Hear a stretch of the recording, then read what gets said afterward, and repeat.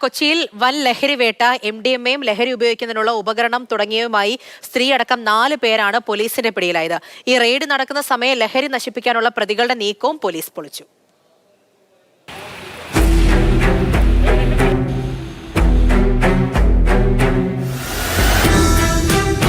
രഹസ്യ വിവരത്തെ തുടർന്ന് കഴിഞ്ഞ രാത്രിയാണ് ഡാൻസ് ഓഫും ആന്റി നാർക്കോട്ടിക് ടീമും എളംകുളത്തെ ഫ്ളാറ്റിൽ എത്തിയത്.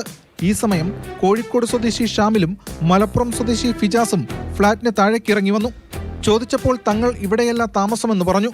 പറയുന്നത് കളവാണെന്ന് മനസ്സിലാക്കിയ പോലീസ് സംഘം ഇരുവരെയും കൂട്ടി 2ാം നിലയിലെ മുറിയിലേക്കെത്തി. ഈ സമയം മുറിക്കുള്ളിലുണ്ടായിരുന്ന കോഴിക്കോട് സ്വദേശികളായ അബൂഷാമിലും ദിയയും മുറിയടച്ച് പോലീസിനെ തടയാൻ നോക്കി. ബലപ്രയോഗത്തിലൂടെ പോലീസ് അകത്തു കടന്നപ്പോൾ മുറിയിൽ സൂക്ഷിച്ചിരുന്ന ലഹരി ഇരുവരും ചേർന്ന് ശുചിമുറിയിലിട്ട് നശിപ്പിക്കാൻ ശ്രമിച്ചു. ആ നീക്കവും തകർത്ത് തന്ത്രപരമായി പോലീസ് 4 പ്രതികളെയും വലയിലാക്കുകയായിരുന്നു. 115 gram MDMA, 35 gram ecstasy pills, കഞ്ചാവ് തുടങ്ങിയവയാണ് കണ്ടെടുത്തത്.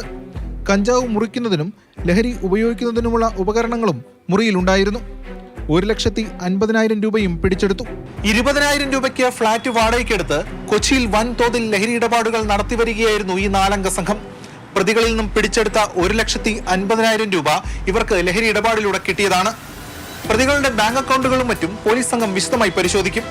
ഏറെ നാളായി ഇവർ ലഹരി ഇടപാടുകൾ തുടങ്ങിയിട്ടെന്ന് അന്വേഷണ സംഘം വ്യക്തമാക്കി. 5 വർഷം ഗൾഫിലായിരുന്ന ഷാമിൽ അക്കൗണ്ടന്റായിരുന്നു. ഷാമിലാണ് ലഹരി വിതരണ സംഘത്തിലെ പ്രധാനി. ദിയ MBA കഴിഞ്ഞ് ജോലി ചെയ്യുകയായിരുന്നെന്ന് പോലീസ് വ്യക്തമാക്കി.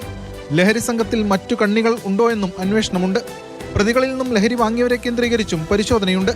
4 പ്രതികളെയും സൗത്ത് പോലീസിന് കൈമാറി. ഇവരെ കസ്റ്റഡിയിൽ വാങ്ങി വിശദമായ തെളിവെടുപ്പും ഉണ്ടാകും. ക്യാമറമാൻ ബിനു പാവമ്പയ്ക്കൊപ്പം S. രാഗിൻ, മാതൃഭൂമി ന്യൂസ്, കൊച്ചി.